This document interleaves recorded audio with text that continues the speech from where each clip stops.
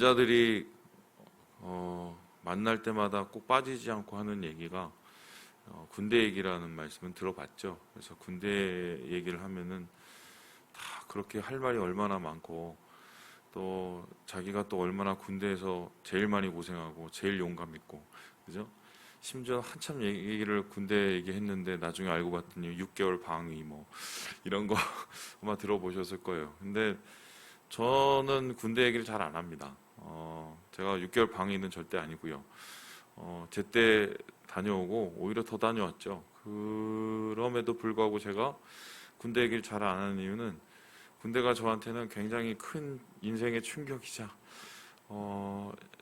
솔직히 말하면 좀 잊고 싶은 시간이었기 때문이에요. 맨 처음에 제가 군대 들어갔었을 때 아직도 기억하는 게 전혀 예상치 못하게 군악대를 들어가게 돼갖고요. 군악대 편성됐다고 이렇게 하니까 그 신병 교육대죠. 신교대에 있는 그 조교들이 갑자기 잘해주더라고요. 그래서 왜 그런지 전 몰랐는데 이제 가서 고생할 거라고 생각해서 그랬던 것 같아요. 그래서 첫 번째 이제 군악대에 들어갔었을 때 아직도 기억하는 게 머리부터 발끝까지 그 모든 복장을 다 벗겼습니다. 벗기고는 거기에 있는 이제 옷으로 다 이제 입히고 맨 처음에는 뭐를 시키냐면 그 쪽지를 하나를 이렇게 갖다 주면서 그거를 외우라고 시키더라고요. 근데 거기에 이름이 쫙 적혀 있는데요. 뭐 김씨, 박씨, 뭐 오씨, 권씨 생전 처음 들었던 그 이름을 순서대로 다 외우라는 거예요. 그래서 뭐 병장 김아무개, 뭐 상병, 뭐 권, 이렇게 딱 해서 그거를 순서대로 다 외우라는 거예요. 그래서 1번, 2번, 3번, 4번. 그래서 그러더니 이제 대뜸 그 저녁쯤에 다 외웠냐고. 여러분 뭐 30명 이름을 외우기가 그렇게 쉽진 않고 저는 좀 이렇게 이름에 대한 좀 이렇게 상처가 있어요. 그 후로. 그래서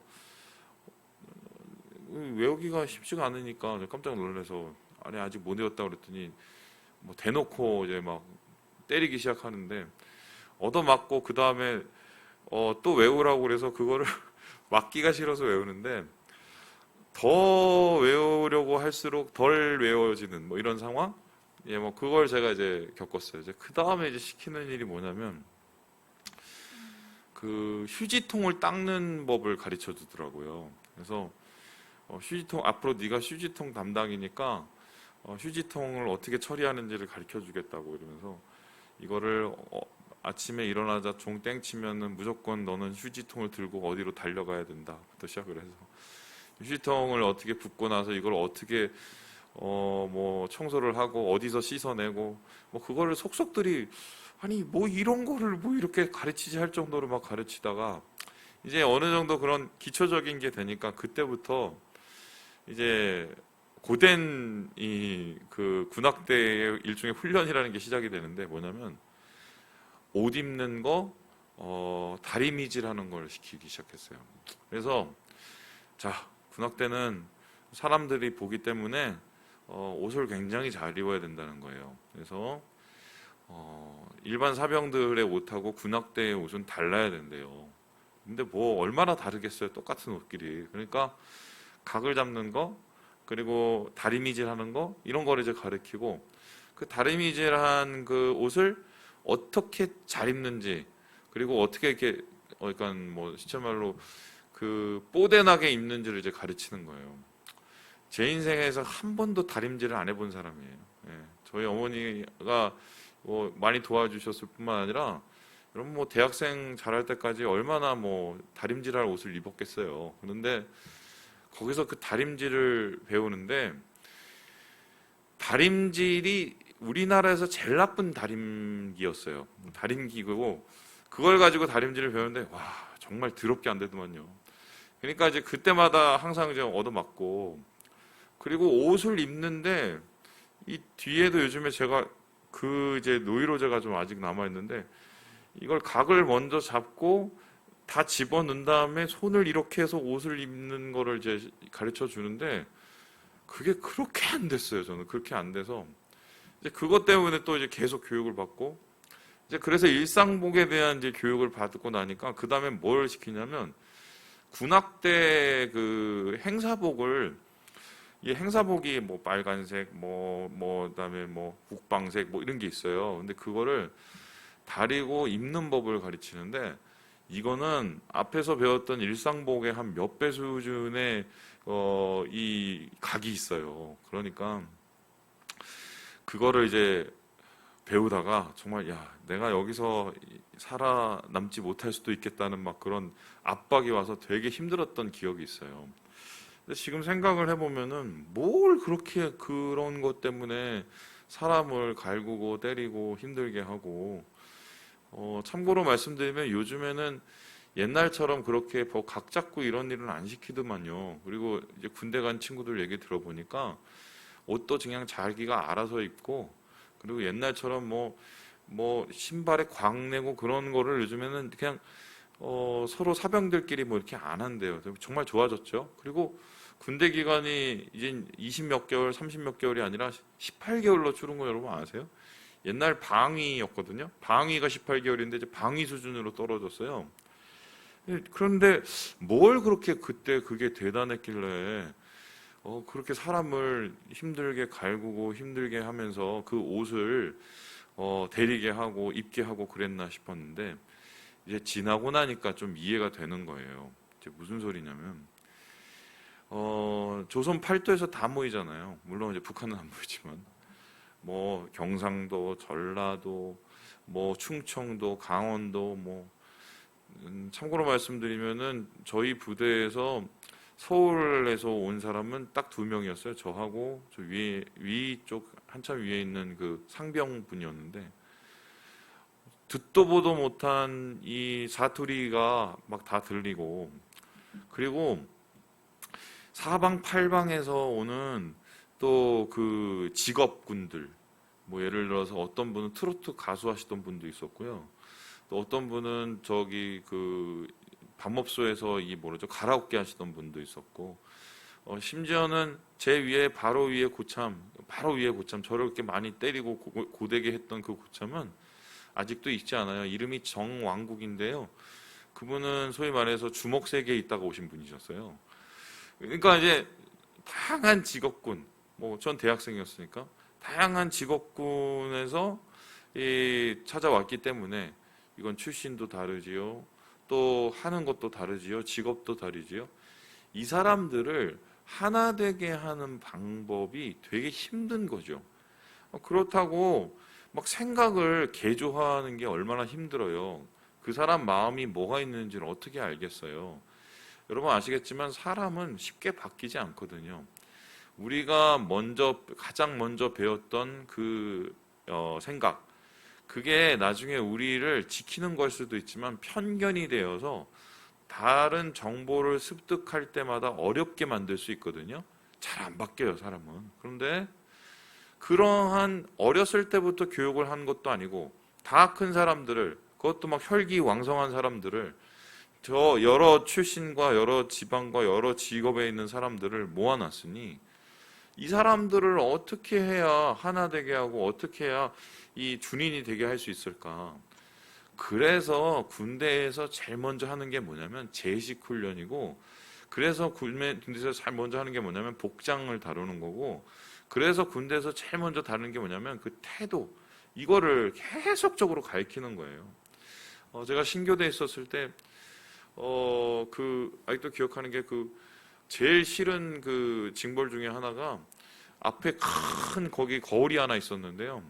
그 거울을 보고 단결을 한 2시간씩 시키는 그 징벌이 있었어요. 예, 얼차려가. 이 각이 안 나오면 너 가서 너 그거 해. 계속 저기 보고 단결. 뭐 그러다 보면 이 팔이 아픈데 계속 단결.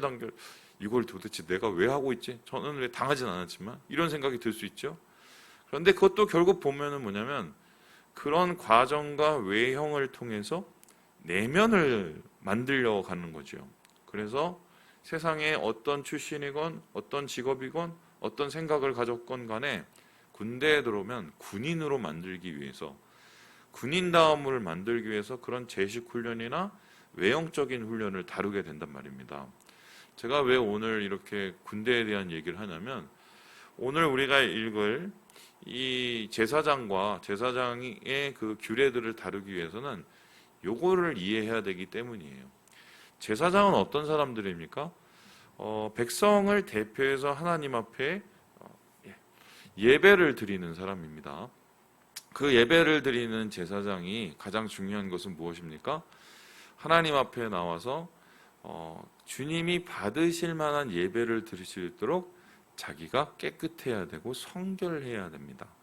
그런데 여러분, 사람을 겉을 보고 깨끗한지 성결한지를 발견할 수가 있을까요?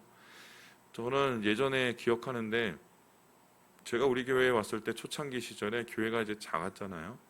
작았을 때 이 허름한 곳에 한 멀쩡한 그 신사분이 슈트를 입고 수트를 입고 들어오셨어요. 그러더니 여기 목사님이시냐고 저한테. 그래서 맞다고. 그래서 그러면 상담할 게 있다고 이러시는 거예요. 그래서 저는 뭐 또 새 가족이 올려나 보다 기대에 차서 그분하고, 예전에 이쪽이 이제 유아방이었는데 거기 가서 이제 얘기를 하고 있었었는데, 뭐 교회가 어떻고 저떻고 한참 뭐 자기가 신앙이 옛날에 있었고 막 이런 얘기를 하시길래 뭐 이분이 근처에서 사시고 교회에 오실려나 이랬는데, 나중에 알고 봤더니 지금 그런데 자기가 지갑을 잃어버렸는데 돌아갈 차비가 없으니 저보고 저기 2만 원만 꿔달라는 거예요. 자기가 갖다 주겠다고.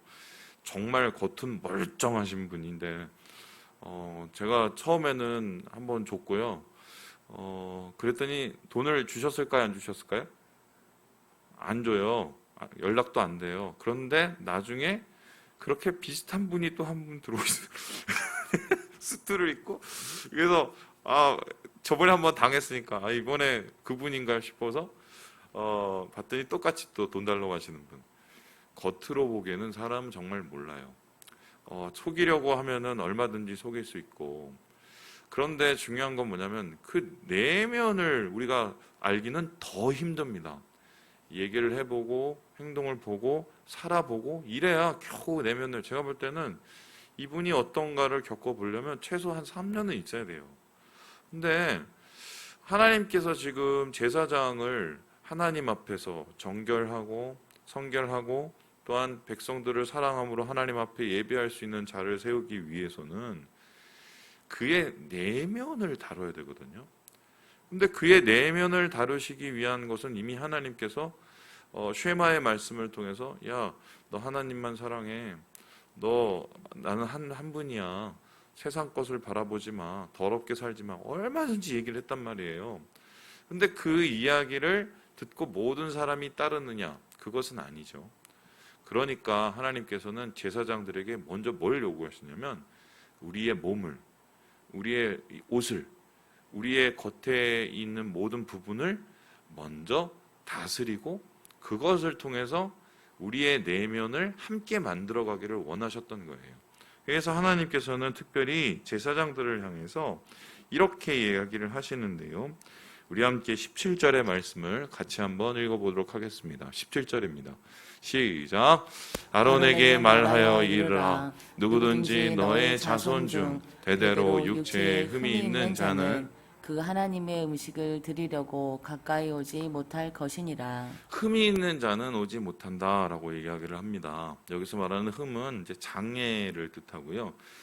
장애, 큰 장애부터 시작해서 여기 20절에 보니까 습진, 버짐까지 있어요.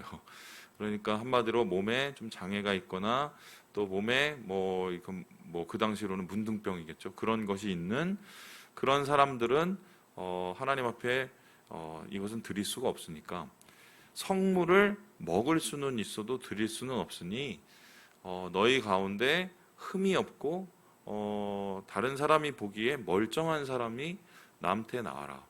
이것을 잘못 이해하면은 하나님께서 장애인을 차별하시네 이렇게 볼 수 있지만, 그것보다는 이 장애를 가진 분들에게 하나님께서 제사의 제물을 먹게 하지 못하게 하는 건 아니거든요. 단지 그 백성들 가운데 제사장이 어떠한 마음과 어떠한 중심과 어떠한 모습으로 하나님 앞에 나아가기를 바라시는가, 이 얘기를 하고 싶으셨던 거고요. 그렇게 하나님 앞에 나아가는 모습은 바로 하나님이 원하시는 온전한 모습이죠. 온전한 모습. 그래서 이 온전함은 좀 더 확대돼서 흠이 없이 하나님을 섬기는 자일지라도 온전하지 못할 때는 나오지 못할 뿐만 아니라 재물도 먹지 못하게 만들었는데요. 우리 함께 2절의 말씀, 22장 2절의 말씀을 같이 한번 읽어보겠습니다. 시작. 아론과 그의 아들들에 대하여 말하여 그들로 이스라엘 자손이 내게 드리는 그 성물에 대하여 스스로 구별하여 내 성호를 욕되게 함이 없게 하라. 나는 여호와이니라. 흠이 없이 선발이 되어서 하나님 앞에 제사장으로 선 사람이라 할지라도 실생활에서 자기를 구별하여서 드리지 못하고 때로는 더러운 것을 접촉하거나 죽은 것을 접촉하거나 심지어는 벌레 같은 것을 접촉한 사람일지라도 그때는 온전해질 때까지 기다려라라고 얘기해요. 그리고 심지어 이 사람들은 하나님의 성물을 그때는 먹지도 말라고 합니다. 대기하라는 거죠. 이렇게 외적인 것에 하나님께서 관심을 가지신 이유는 앞에서 제가 계속 얘기했던 것처럼 우리의 내적인 온전함을 다루기 위해서다. 그래서 예전에 우리 교회에서도 여러분 기억나시면 목사님들이 그렇게 가르쳤어요. 교회에 올 때 슬리퍼 신고 오지 마라. 교회에 올 때 모자 쓰지 마라. 기억나시죠? 교회에 올 때 제일 좋은 옷 입고 와라. 지금은 그렇게 하지 않지만 그렇게 목사님들이 우리를 가르치셨던 이유는 단 하나인데 우리의 내면의 온전함을 가르치기 위해서 그러한 외적인 것을 다루시는 거죠. 그래서 하나님께서는 이러한 온전한 제사장, 온전한 예배자를 찾으시고 이 예배자를 통해서 예배를 받으심으로 이스라엘 백성도 함께 온전한 마음을 갖기를 원하셨다. 이 얘기가 바로 오늘의 전체적인 이야기라고 할 수 있겠습니다. 그래서요, 하나님은 이러한 몸을 온전케 하고 흠이 없음을 요구하는 제사장의 이유를 이렇게 얘기하고 계시는데요. 우리 9절의 말씀을 읽고 마무리해 보도록 하겠습니다. 시작. 그들은 내 명령을 지킬 것이니라.